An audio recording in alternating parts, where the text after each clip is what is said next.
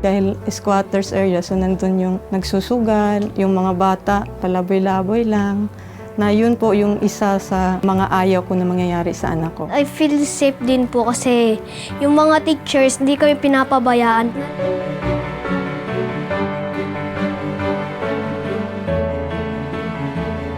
Pangarap po kay Kian ay makatapos siya ng pag-aaral na hindi po niya mararanasan yung hirap na nararanasan namin.